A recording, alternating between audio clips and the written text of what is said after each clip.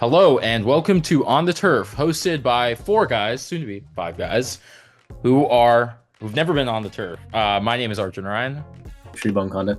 I'm Camille and Danny. and we are once again joined by Corey Madison. Thank you for joining on. I believe third time I think coming on the show. Think Um, third, yeah. yeah, thank you so much for coming on once again. Still not talking about the Giants, obviously approaching the divisional round, but Corey, both you and I went to the Steelers Ravens game last week. Had a good experience. You enjoy Great the game time. as a big Lamar guy?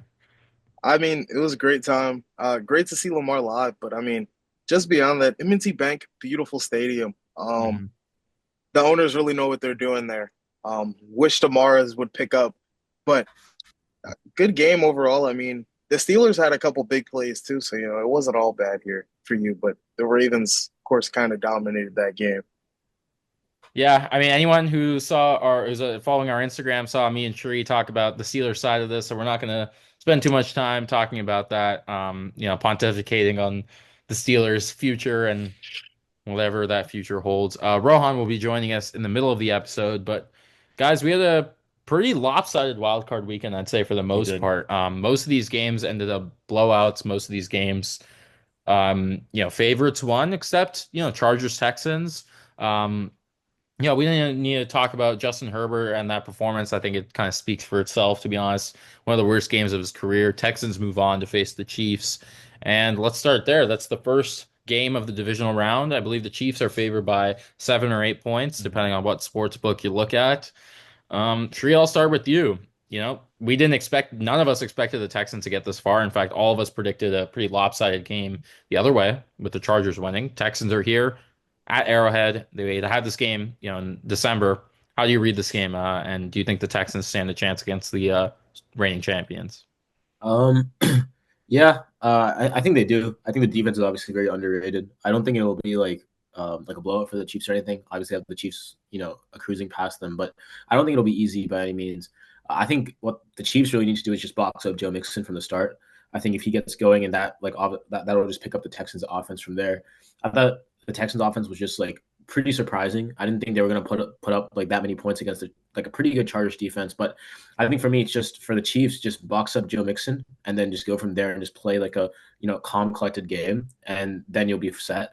I think like this Texans defense is actually really good. I actually think that I really like the secondary, but it's Patrick Mahomes in the playoffs, so I wouldn't really question it. So yeah, that's all I got. Yeah, I mean, the Chiefs have been on rest essentially since Christmas Day, Mhm. since they beat the Steelers and locked up that one seed. Camille, I'll ask you, do you think there's going to be any, there's the whole discussion for rust versus rest. Yeah. Do you think there's going to be any rust for the Steelers, or not the Steelers, sorry, the Chiefs team, hmm nearly a month away from playing meaningful football? I do think there will be some rust. The question is, will it be important? Will it be impactful? Will it have an actual impact on the game? I do think the Chiefs are going to struggle a bit offensively coming out of the gate here. This is a very good Texans defense. I think we've been so caught up in the CJ Stroud storyline about how he's been having a sophomore slump. We've kind of overlooked how good this Texans defense has been across the entirety of the year. I mean, you go back to when the Bills played them, Josh Allen went 9 for 30. He had a terrible game. And it's really a testament to what that Texans defense can do. And now you look at this Chiefs offense, and it is a little concerning because who is the go-to guy here in the playoffs? Is it Travis Kelce? Can he step up? Can he play better than he did in the regular season? Even we know he's getting older, 35 now. Is it D-Hop? Obviously, he might still have some juice. Can Worthy put it together? Can he be a good receiver? Question is, the thing is, there's a lot of question marks I feel on this Chiefs offense when you look at the skill players. Last year, it was a struggling offense, but they kind of put things together down the line. Rasheed Rice really emerged as a great option. They hit their stride. So the thing I'm going to be looking for here is, are they going to be implementing some new offense coming off of this 3 week break essentially? And if they do, then I think the Texans might struggle a bit if you see a new look Chiefs, them being the first team to see that team heading into this postseason. But I still think the Texans are going to give this Chiefs team some trouble on the offensive side of the ball. Corey? You know, um, I do see the arguments for, a pretty close game here, but I just don't think the Texans are gonna I don't think the Texans offense is gonna be able to keep up with the Chiefs in this game. I think Patrick Mahomes playoff experience is gonna start to show here. I think Travis Kelce is gonna step up in a big way.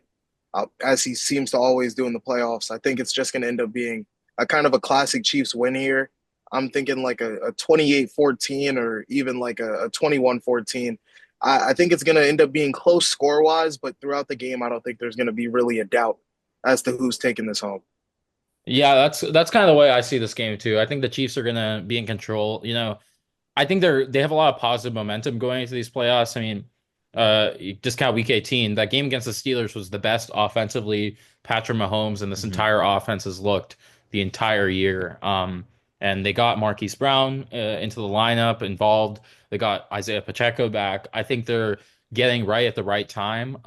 This Texans defense, credit to them. I think since the Chiefs have moved Joe Tooney to left tackle, Hmm. their pass protection issue has been solved a little bit. But I think Danielle Hunter and Will Anderson will give them some problems. But at the end of the day, I think the Chiefs are going to control this game. I think the Chiefs' defense has been better than we thought, and I think they're going to give C.J. Stroud some problems. He didn't have a brilliant game by any means last week either, and was kind of allowing the defense to control the game. So I'll say Chiefs win. Like Corey said, I think it'll be a close score, not really a close game. I'll say 23-17. But let's move on to our next game, Saturday night.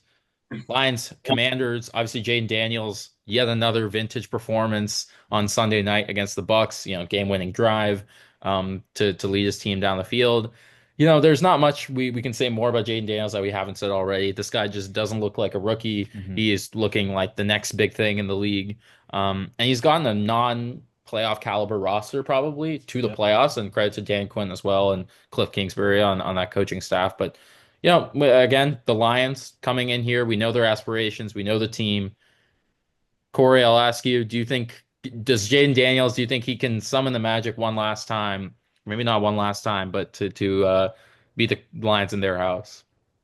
I mean, I think Jaden Daniels has just been spectacular this year. I've seen him do terrible things to the New York Giants, but I do have to say I don't think he's going to be able to pull off this much of a masterclass against Dan Campbell's Detroit Lions. I think what Aaron Glenn is doing out there at DC is incredibly underrated this year. He's one of the best coaches in the league. And then offensively, I mean, Ben Johnson, everybody knows Ben Johnson. I think this is going to be a bit more of a blowout game, but I think when the Lions, or not a blowout, I think it's going to be a bit more of a shootout here. But I think when the Lions defense is asked to step up, it's going to step up. You're going to see big plays for both sides, of course, but I think at the end of the day, the Lions are going to take this home. Maybe not as confidently, but like probably like a 35-21, really close contested game the whole time. Yeah, this is a tough game for me to predict. I do think the Lions are going to win. I think they're just the better team top to bottom. But there is something special about Jaden Daniels and his, ability to command an offense, to march down the field, to rise to the occasion. I mean, he just walked into Tampa Bay, led a 2 minute drill to win the game.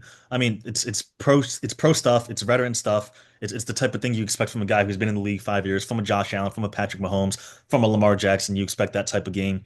Um, but I don't think this Commanders team is going to be able to keep up with the Lions. I think it's as simple as that. The coaching staff on all sides of the ball is incredible for the Lions. They're going to have this team prepared coming off of the bye.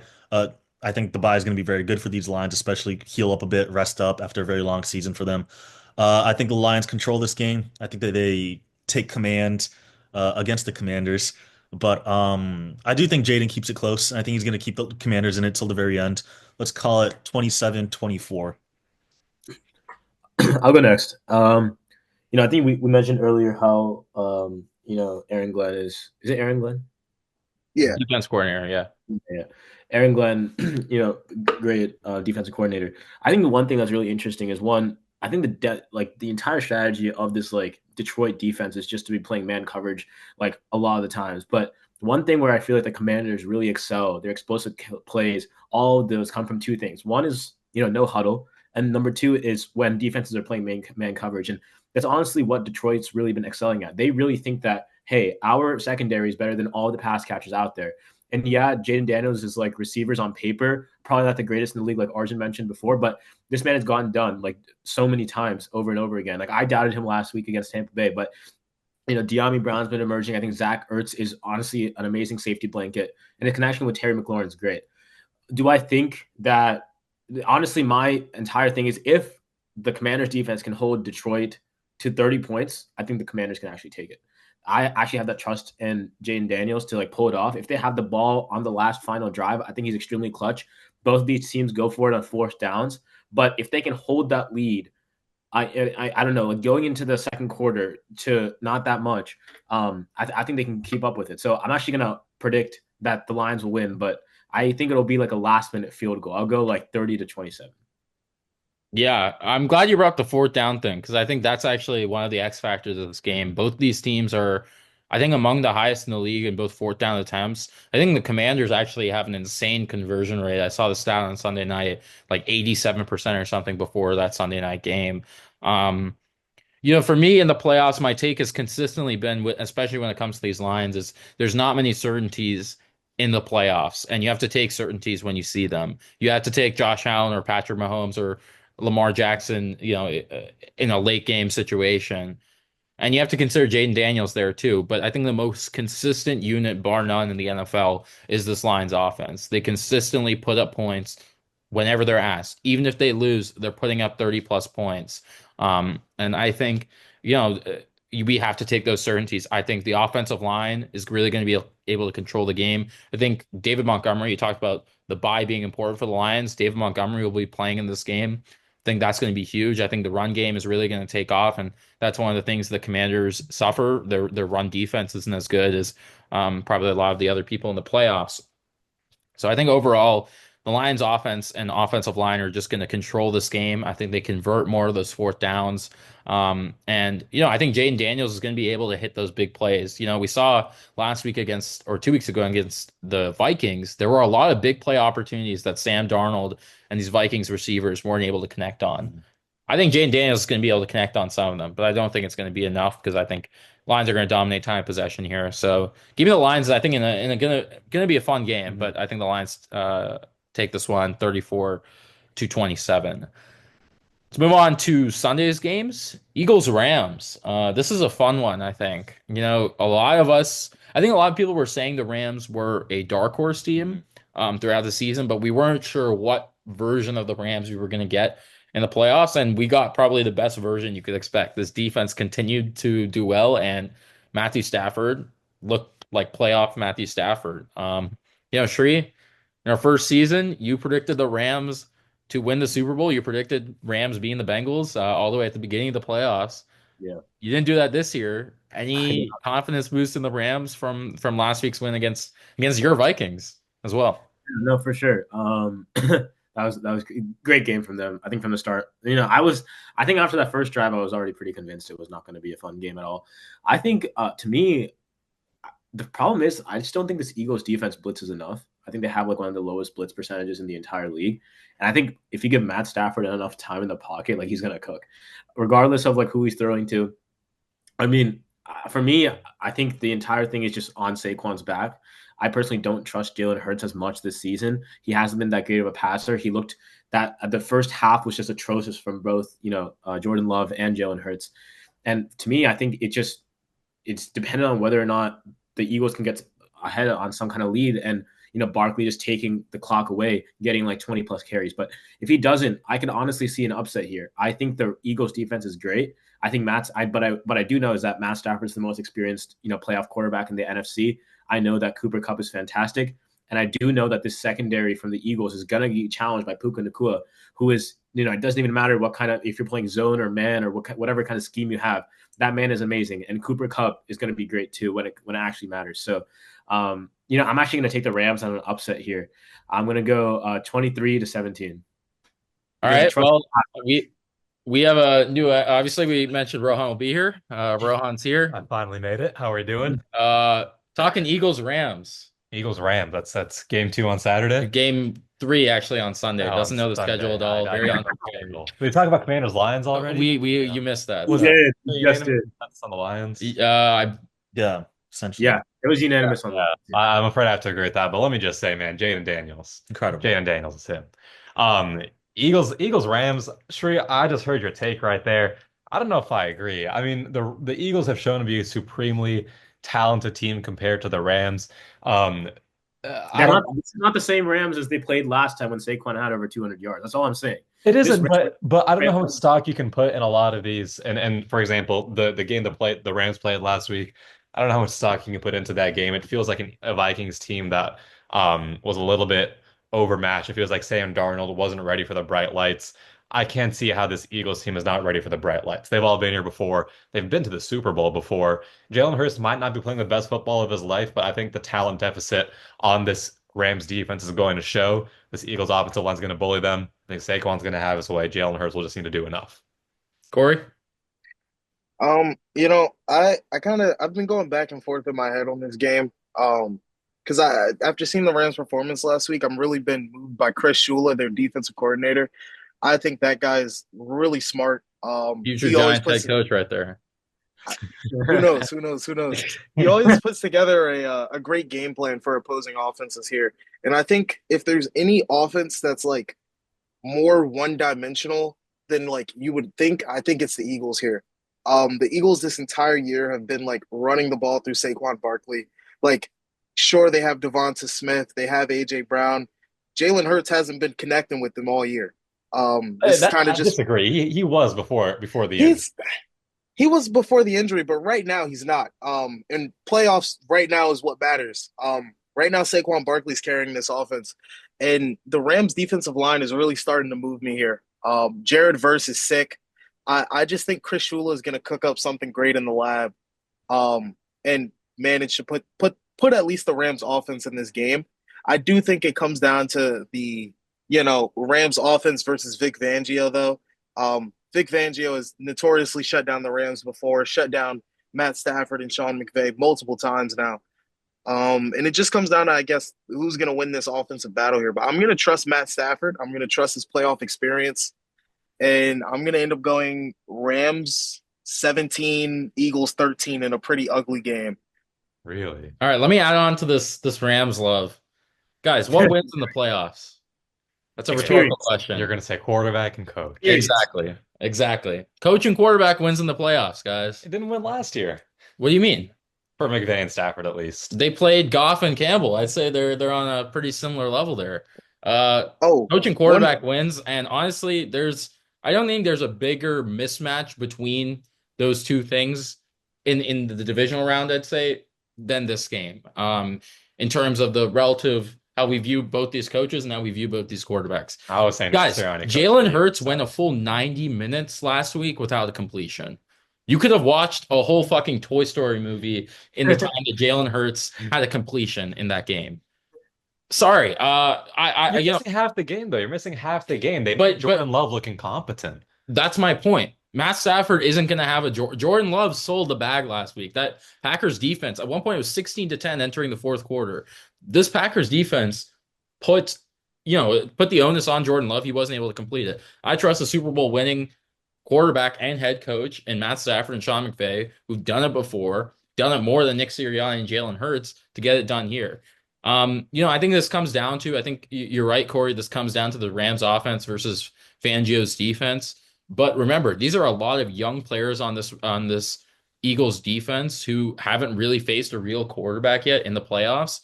I'm going to trust Stafford, Puka Nacua. I think Cooper Kupp makes a big play. Oh, you just said Jordan Love's not a real quarterback. I mean, not on the same level as Stafford. Like I'm not. It's like because you were saying Jordan. I'm a Love. big J Lo guy, but like he sold the bag last week. Let's be honest here. And I think this Rams defensive line, we have to give them credit. This Eagles offensive line, one of the best units in the league, but I think the Saquon didn't even really get going until the last like quarter of the Eagles Packers game. I think if the Rams offense gets out to a hot start, I think the Rams are going to win. So give me the Rams in an upset, 24-20. Yeah, I think you're Okay. oversimplifying a bit, Arjun. Like I like at face value that the head coach, quarterback, take, but I think you're forgetting who Matt Stafford is right now, and he's not the same Matt Stafford as he was before. And Last week it looked that's like not pretty old. that's not say that No, no, that's not no. say that he's not bad or that he's not good and that he can't put together good games against defenses, softer defenses like the Vikings. But when you're looking at a unit like the Eagles, Like, come on, We were talking about the Vikings defense is one of the best in the league but last no, week, but guys. we, Let's no, not- no, no, let's- no, no, we all know we all know what the Vikings defense is. The Vikings defense is opportunistic, but you can shred them, and that's perfect for a team like the Rams and Sean McVay and a veteran quarterback to pick apart. But when you look at a team like the Eagles defense, led by Vic Fangio, great defensive line, great secondary, great linebacker core, it's just an all-around great defense. I think there's less opportunities there for Matt Stafford to really pick around and slice apart this defense. That being said, I do think it's going to be a defensive battle. I think the Rams defense as well. I agree with everything you guys have said about it. It's a great defense. And I think Hurts isn't going to have a good game either.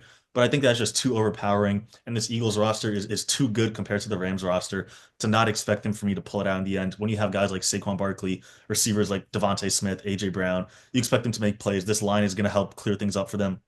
Um, I'll take the Eagles 19-17. Real I slugfest. think Before we get into Bills Ravens, I do want to ask you guys one more question about this Mhm. game. And both you guys who picked the Eagles. Mhm. If Jalen Hurts has a similar game as to he does last week, do you still think they win the game? Yes, I do. That is a crazy take. That is not a crazy take. I believe that this Packers defense, I mean, this He had Packers under 130 yards hold on, passing. the Packers defense is statistically and Top five defense. it's a top five defense. The Rams defense is not. The Rams we've defense seen this hasn't Rams let an defense. opponent go over 10 points for the This- past 5 weeks. They've been playing Mickey Mouse opponents, bro. They played a Cardinals. Cardinals team that had given up. That was eliminated from the playoffs. That their only goal that game was to get Trey McBride a touchdown. They played a Jets team that's incompetent. I forget who the other team is. It was another pretty bad team. I recall. Yeah. No, Look at the last time I played a legit I'm with you. offense. It was the Buffalo Bills. They gave up over 40 points. Yeah. Sure, they scored 40 plus points, but I don't think you're doing that against a better Eagles defense with a really good secondary and a lot of standout players. And you were talking about this Eagles or this Eagles defense being young. Why don't you look at the Rams defense? It's even younger. This is full of rookies, guys who have stepped up and have played very, very well. But if you want to talk about guys who might not be ready for this stage, it's the Rams more than anyone. Yes, you have the quarterback. Yes, you have the coach. And you have the receivers, but in every other position, especially on Offensive defense, line too. you don't have it. The Rams are as healthy as they've ever been this Very entire salient season. points, right, hon? Yeah. Very salient. Thank you. I am gonna say though, I do think that like this game could go. It definitely could start to lean in the Eagles' favor, but the way I'm foreseeing it here is I'm really seeing a Nick Sirianni disaster class. I'm not sure exactly how it's gonna come yet. Disaster class but- all year. Sirianni's one of the See, most but- winning coaches of all time. Nick Sirianni is one of the most fraudulent coaches of all time. I can Terry's promise you, my the man coordinator, does then nothing Nick in that Sirianni. That's building. what head coaches do. What? Who I- do you think is picking the coordinators? Yeah, that's too good of a. I mean, so you can't not pick Vic Fangio if he says he wants to come and coach for the Eagles. I mean, that's just like it's not hard to put together a staff. I think in terms of the like who's gonna have their team more ready to go into this game, I think Sean McVay is gonna have the better game plan, like across the board. I think will they execute? I'm not exactly sure yet, but right now I'm trusting Chris Shula in that defense to execute on that game plan. And like you said, Arjun, I'm trusting them to have like similar like a Packers style game where it's going to be 16-10 going into the fourth quarter, and Matt Stafford's going to have to go drive down the field and score a touchdown to win the game. All right, let's move on to the marquee matchup of this weekend. It's what we've all been waiting for. Camille, the season's on the line. Yes, it is. Ravens at Bills. This is what we Uh-huh. wanted in the divisional round. This is what we've got. Mhm. The two top MVP candidates of the 2018 draft, Lamar Jackson, Josh Allen. Start with you as our Bills fan here. Thoughts going into this game, as unbiased as you can. Yeah, my thoughts going into this game are the middle of the defense for the Buffalo Bills is going to be much improved compared to that last game where we got trounced 35-10. We were starting Dorian Williams, Spencer Baylor, and Cam Lewis at linebacker 1, linebacker 2, and nickelback respectively. Now we're getting back Matt Milano, Terrell Bernard, Taron Johnson, all of them great defenders, two of them all pro level, one of them Pro Bowl level, I'd say. Just great defenders that have shown in the past that they can lock up this Ravens team and Ravens defense. They've done it in 2020. They've done it in 2022. Can be done. Obviously, the element of Derrick Henry makes it difficult, but that's where I think you look at the Bills' offense, and that's where they're going to have to come into play. I think Josh Allen, Joe Brady come out with the game plan to strike quickly, right? Immediately score, and they have to get up ahead quick, and they have to get up ahead early. You can't go into a deficit against this Ravens team. If this game starts with another huge Derrick Henry run and the Bills punt and the Bills punt off of that, Sorry, I'm just getting very excited to No, talk I about this I can game. tell it's okay. It's been ruminating on my mind for days now. But yeah, I don't think the Bills cannot afford to start this game slow. They can't be punting early. They got to be scoring quick. They got to be scoring fast, and you have to be hemming in Lamar Jackson. I think this game comes down to whether or not they come out with a heavier set, and if they do, it's going to come down to guys like Christian Benford to lock up Rashad Bateman. I believe Zay Flowers is going to be out. You need Matt Milano to lock up Mark Edwards as well. And if that happens, if they shut down Derrick Henry, if this D line can step up, get some stops, I do think the Bills have a great shot. I don't think this Ravens defense is going to be able to slow down Josh Allen and the Bills for a second time, especially now that we have receivers back. Amari Cooper's here, Khalil Shakir is healthy. Give me the Bills in this one. Let's call it 31-27. Corey, you're a big Lamar fan. Let's go to you next. I mean, even just being a big Lamar fan, I just think that the Ravens are the best equipped team. Well, I'd say I think the Lions are actually the best equipped team for playoff football, but I think the Ravens are easily the second best, just based on what works historically in January football, and that's running the ball. Um, I think Derrick Henry adds such a level of dimension to this offense that like past woes that the Ravens have dealt with wouldn't have existed if Derrick Henry was there. I think like in Origin, we saw it live. I mean, just the Oh, ability did we? to control the just the ability to control the clock through the run game. I think we went what like an entire quarter where the Ravens didn't throw a pass, and they just I think they scored two touchdowns in that quarter because it's like it's so hard to stop. I do see a path for a Bills victory, of course. I think the Bills are also a phenomenal football team, and they do match up well here with the Ravens, like Camille was saying on defense, especially with Matt Milano back. It's going to be big to see if he can kind of control Lamar in the contain um, and stop Lamar from running or even stop Derrick Henry from running. I think that's a really hard challenge, though. And I think right now the Ravens are hotter than ever on offense. And to be honest, I think this Ravens defense is pretty underrated. I mean, if any team has the guys that are physically able to keep up with Josh Allen and these receivers, it's probably the Ravens defense. I mean, you have Roquan Smith out there, you have Nate Wiggins in the secondary, Marlon Humphrey in the secondary, Kyle Hamilton's out there. I feel like the Ravens are just, to be honest, the better equipped team here.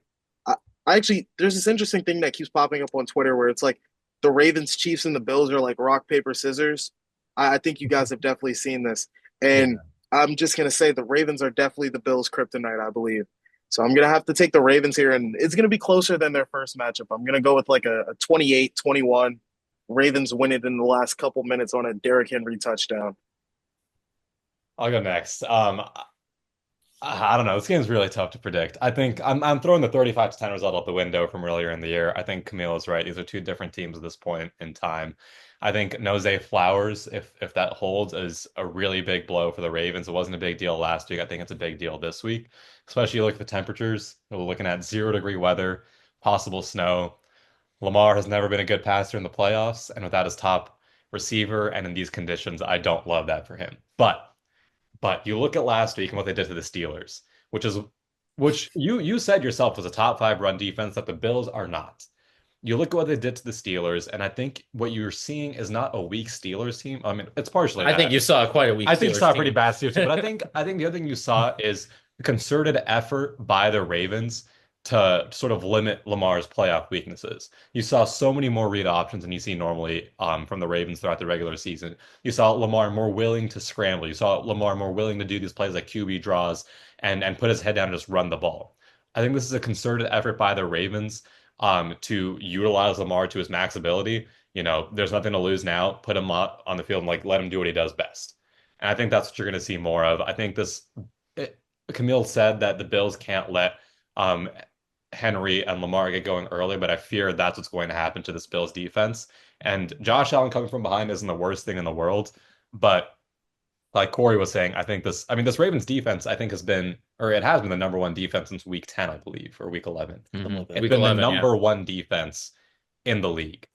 I'm They're pretty playing sure out of their they're minds right in. now. They've played some It's tough in every single stat as well, I believe. yeah, I think it's every single relevant Yeah. stat, 2 points, and yards per game. So this Ravens team is really peaking right now, I think. Even if they don't have Zay Flowers, I would take this Ravens team. I think they control time of possession and they keep Josh Allen off the field. Josh Allen's gonna have a good game. He's just not gonna get the ball enough. Well, So let me just say in relation to that, I think it's very underrated the Bills' capacity to control the clock. and Yeah. control the game. This offensive line is incredible. James Cook is playing remarkable, and I think he's going to be fully unleashed as a three down back. And I think it's going to be pretty even time possession. I don't think either team's really going to dominate. Both teams are built to dominate the clock. Either I way, I think this is going to be a very quick game. Yeah. Like a weird point. I think this will be a quick game that a lot of teams, or both teams, are going to possess the ball a lot and not make mistakes. I think, that's something we haven't mentioned yet, which is I think there's a couple key X factors for this game. First is time possession. I think the Ravens, especially without Zay Flowers, do not want to get in an obvious passing situation. No. The Ravens, this entire season, have not wanted to get in an obvious passing situation. Remember the Eagles game in, I believe, mid-November? They were down, two scores. They had to pass the ball. They couldn't get it to Derrick Henry. You have to put in Justice Hill. And, I think, Rohan, honestly, the point you bring up about the Ravens wanting to minimize Lamar's weaknesses, that's the most damning point for the Ravens here, I think.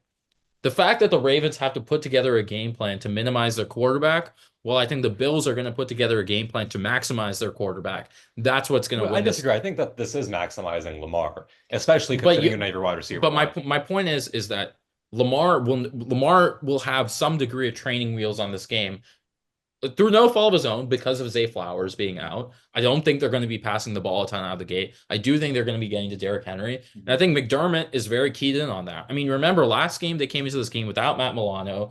Derrick Henry and Zay Flowers were fully healthy. The Bills didn't have Amari Cooper or Khalil Shakir. The Bills defense knows what they have to stop. They have to stop Derrick Henry and this run game. They're going to be keying in on the run just as they did last week against, granted, a much weaker Denver run offense.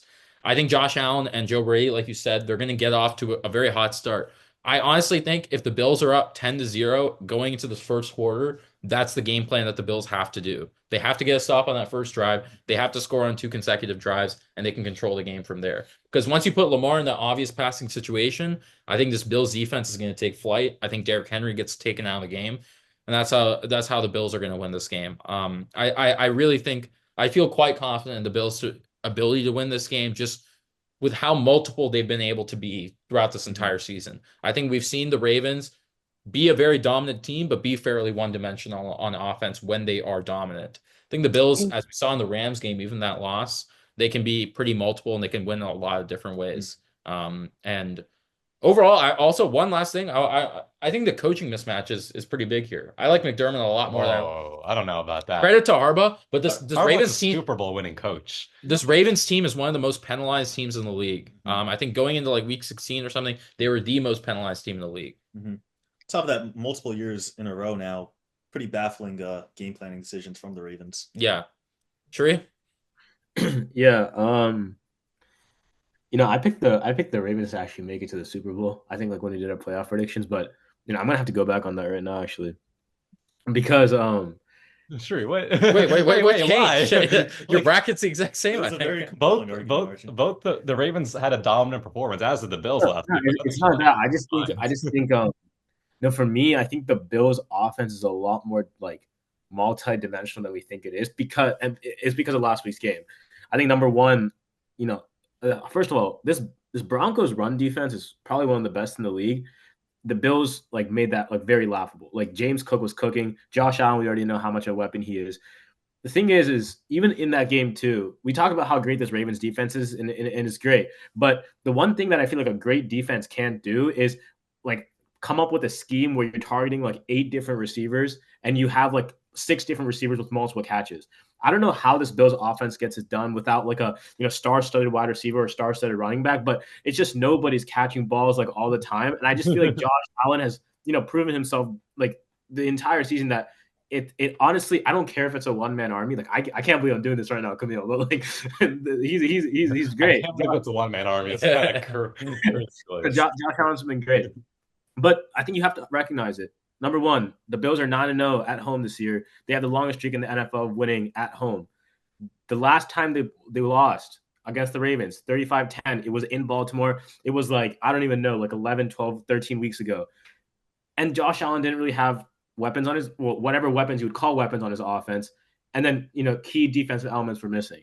I think it's all looking in favor for like Buffalo. Obviously, credit to Lamar. I think it just might be the fact that I'm from Pittsburgh, but I believe in Josh Allen. I believe in the fact that this roster is healthy, and I believe in Buffalo's record at home. Everybody sees the light eventually. I think we're underrating the Ravens offense a little bit here though. Yeah, I like don't think I they're as one dimensional as we're saying. and Like even if they I are, that one honestly, dimension is I never said they incredibly weren't one valuable. I dimensional. do think we Don't have to find caution ways to win. ourselves with like the performance against the Steelers defense last week. I mean, that's a defense that looked completely out of whack for the past 5 weeks. There's no communication. wait, I will say though, I think the thing about the Steelers game, Ron, you made the point about training wheels. I don't think they were necessarily putting any limiters on Lamar here. I think it's more so of a like the game plan is to abuse the Steelers through the run game. So let's go and do that. I think it's more of that than some sort of like let's try and minimize Lamar's playoff weaknesses. Because I mean, Lamar passed for 41 touchdowns this year. They've been letting him let it fly all year. And you know, Zay Flowers is out, but to be honest with you, I don't think Zay Flowers is even that elite of a receiver. Oh, Whoa. I mean, I I don't think I he's, have my but I think he's a top key part of separate the in the game league. plan.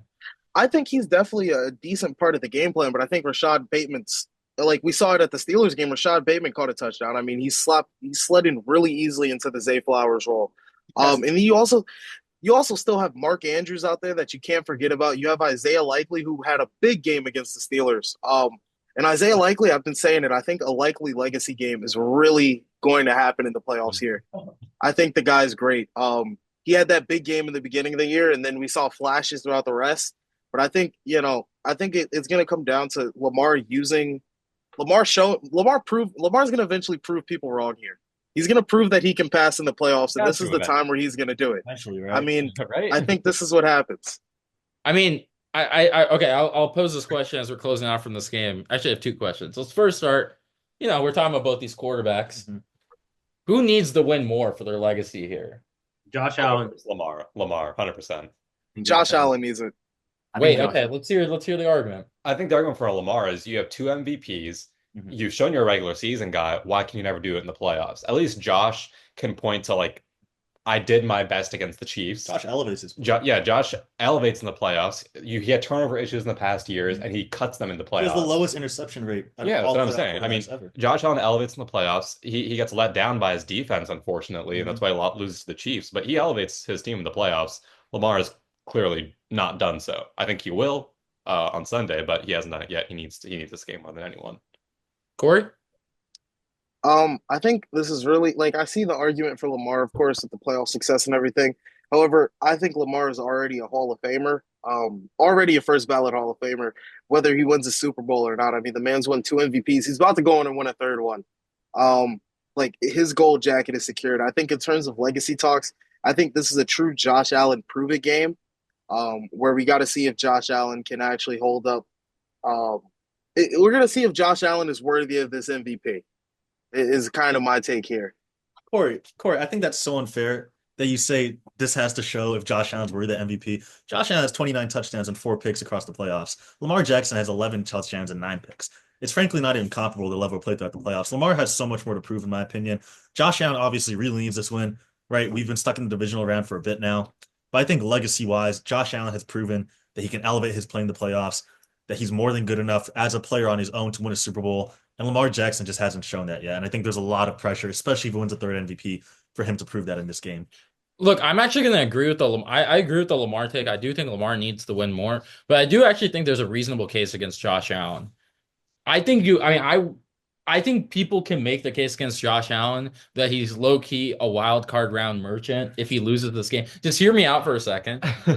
Who has he played in the playoffs throughout his entire career that he's won against? He's won against Mac Jones, Mason Rudolph, Bo Nix as a rookie, rookie quarterback. He's won against who am I forgetting? Last year's He Steelers. beat Lamar, right? He's beat Skylar Thompson. Mhm. He beat Lamar in a Tyler, def.